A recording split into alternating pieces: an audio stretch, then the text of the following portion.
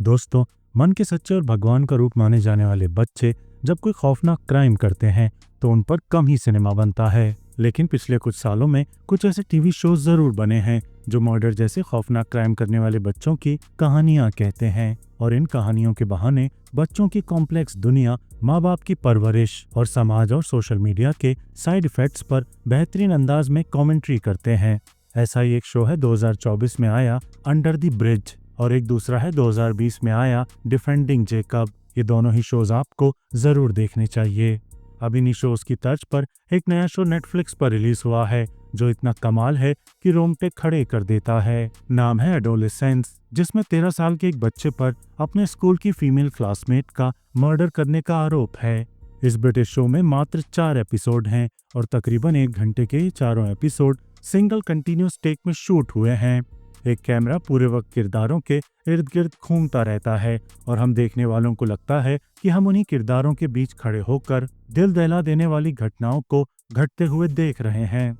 ये सीरीज शुरू ऐसे होती है जैसे कोई पुलिस प्रोसीजरल हो, किलर की तलाश करने वाली कोई हूडनेट हो जिसका मेन पर्पस किलर की आइडेंटिटी रिवील करना हो। लेकिन तीसरे और चौथे एपिसोड में पहुंचकर यह अलग ही लेवल का सिनेमा बन जाती है और आज के बच्चों की साइकोलॉजी को टटोलने से लेकर माता पिता, परिवार और परवरिश पर गहरी मेडिटेटिव बातें करने लगती है।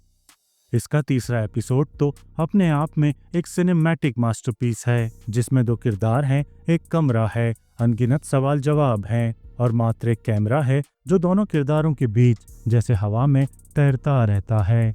इसी एपिसोड में सीरीज के डिफाइनिंग मोमेंट्स भी मौजूद हैं और कचरे से भरी ऑनलाइन दुनिया के साक्षात साइड इफेक्ट्स भी देखने को मिलते हैं।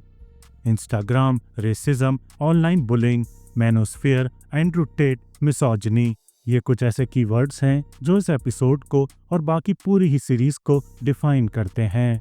और तो और इसी एपिसोड में 14-15 साल के ओवेन कूपर ने ऐसा शानदार काम किया है कि आपके मुंह से निकलेगा ही निकलेगा, बाप रे बाप।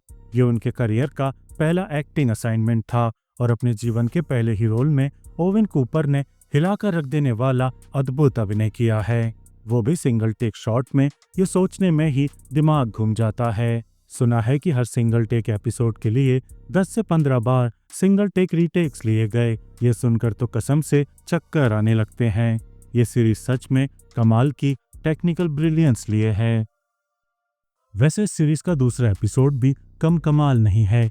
दूसरा एपिसोड वेस्टर्न दुनिया के स्कूल सिस्टम में मौजूद केओस को बेहतरीन अंदाज में दिखाता है और दिखाता है कि कैसे मोबाइल फोन और रील टिकटॉक वाले बच्चों की दुनिया के सामने पुराने जमाने की स्कूलिंग बहुत ज्यादा ही क्लूलेस है। यही केओस और आउटडेटेड स्कूलिंग हमारे हिंदुस्तानी स्कूलों के बच्चों को भी संभाल नहीं पा रही है। इसीलिए इस सीरीज को सिर्फ वेस्टर्न प्रॉब्लम कहकर खारिज मत कर दीजिएगा। आंखें नम कर देने वाला चौथा और आखिरी एपिसोड आरोपों से घिरे एक परिवार के बिखरते जाने और खुद को संभालने की कोशिशों को सिंगल टेक में समेटता है। माता पिता आत्मग्लानि से भरकर खुद को टटोलते हैं, अपनी परवरिश को कोसते हैं और इस एपिसोड में पिता के रोल में स्टीफन ग्राहम ने रोंगटे खड़े कर देने वाला अभिनय किया है।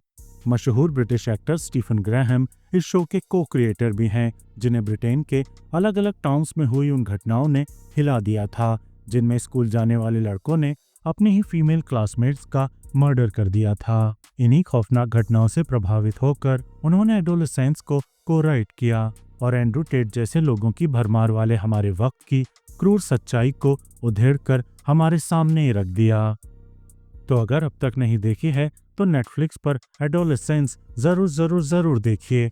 ये यकीनन एक मास्टरपीस सीरीज है जो टेक्नोलॉजी के बोझ तले दबे हमारे इस वक्त को सिंगल टेक में कैमरे में कैद करती है। मिलते हैं अगले वीडियो में।